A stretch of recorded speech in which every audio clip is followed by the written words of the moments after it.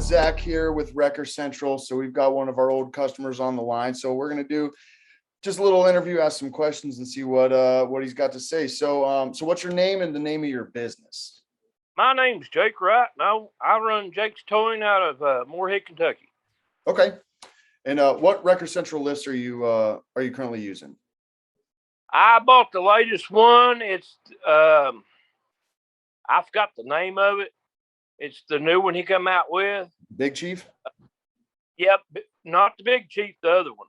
The Outlaw. The Outlaw. Yep, the Outlaw. Okay.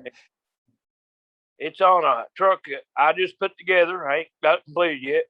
And I'm still running two of his old lifts, which is working great. Good. So what other companies' lifts have you used in the past? Well, I work for Appalachian Auto Recovery out of Lexington, Kentucky. I've worked for them for about 16 years. And my first lift I ever put on a truck was in 07, and I bought a lift and tow. And that was in the early years. And I broke that thing 4 times within 16 months. And the last time I went down there on warranty, I was basically told not to come back. And after the 4th time of break, the boom broke. The boom literally broke off, and the cylinder come out, and the car went one way, and I went the other. And I thought, this is going to get somebody killed. So I called Dan up. This was in late 07, early 08. And I had a brand new 08 2500 Chevy, and I reinforced the frame on it. And we put it on what we call, it was the early Outlaw. One of his early versions, super tough lift. The lift's still on the truck, sitting out here in my driveway. I've been using it for the last 3 weeks. It's my backup truck. And if you keep it grease maintained, that truck right now has got, I think, about 612,000 on it. Oh, wow. I have a 4 that we put one on that has 724,000. And if you keep these things greased, they will last you. The only thing I've done to this lift out here is put a lift cylinder on. Okay. So that was a minute fix. So how much money would you estimate that you've made on the lifts you're speaking about? About 140 a year. 140 years, so over what, 15 years? Yeah. Just a little over yep. 1.7 million? Yeah. Something like that. Okay. And you said, so I was going to ask, like, what kind of maintenance have you done? You said you had to put a lift cylinder on one of them. That these lifts require, and this is, it's like any other piece of machinery. You keep them greased. I grease my lift out every 2 weeks. Mm-hmm. Keep the shaft greased, the pins greased, the arms greased. They'll last forever. I've got a lift out there that was this 08 to 2021. I've never put a pin in it. The reason being is I've kept this thing greased. I just greased it last week again. Of course, it's got its normal wear and tear on it. Don't get me wrong, but the lift is still working great. It works fine. I towed a car with it yesterday. I hauled a trailer with it yesterday. I got a little adapter where you can take the arms out and put the ball in. Dan made them up. They're great too, by the way. They're a little adapter you put the hitch in. And you can put a 2-inch ball on it or 2 5/16 if you repo a camper. And by the way these lifts are made, they're also 5th wheel and camper friendly. You can have a 5th wheel or a gooseneck in your bed. It don't interfere with it. See, like them other units do that you put in the bed. Yeah. Hit under the body lift. And he's got a good design. And these lifts are simple. I mean, you can take these apart and put them back together so easily. On my green truck, I had to put, and it was my own fault. I pulled one out, and I was pulling a house trailer, and I pulled the seal out of the in and out cylinder. Now that was my fault because I was pulling too much on it, and I had the out cylinder out in 30 minutes. Dropped the lift, had the in and out cylinder, repacked it, put it back in. I was going within 2 hours. Right on. Oh, I'm sorry. Go ahead. Truck out here, which I'm going to sell. I got a brand new one. I don't like it. Motor's knocking in it. It's got a Magnum 3. The company I work for bought it. I don't like it. it takes you 2 hours to get the lift cylinder off of it, where you can take his off in about 30 minutes. Oh, you're saying the company bought you a truck with someone else's lift already on it. Company bought me a lift,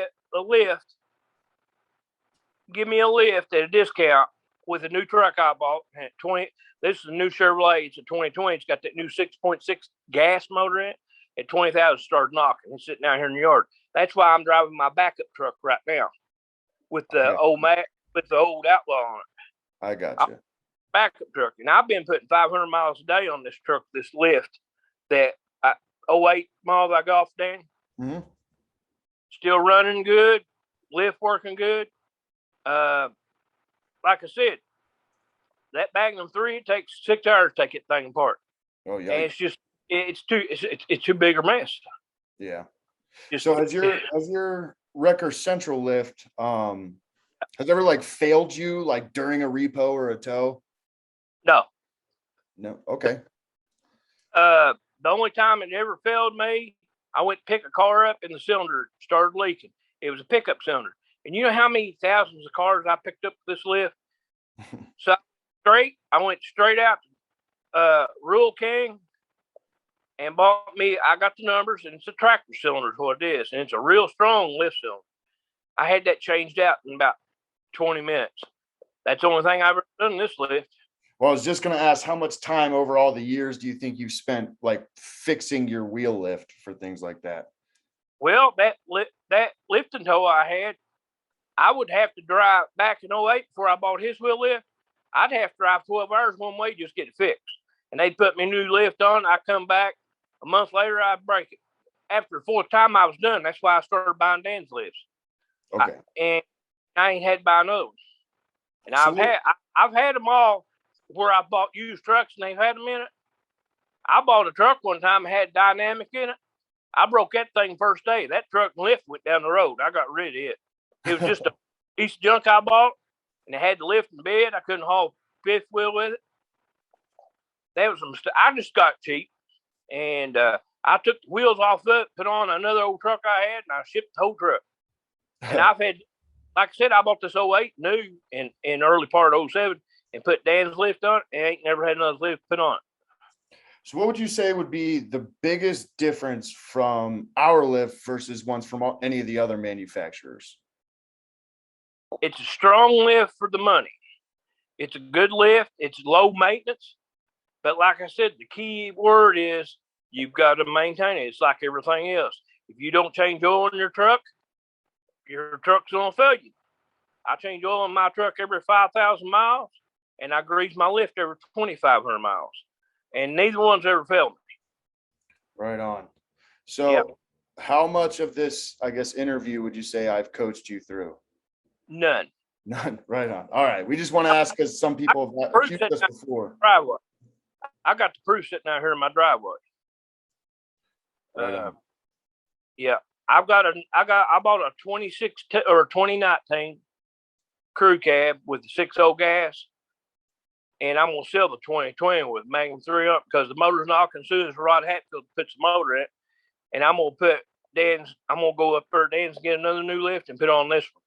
And I put another lift I just bought him on 2015 for a backup truck. Mm-hmm.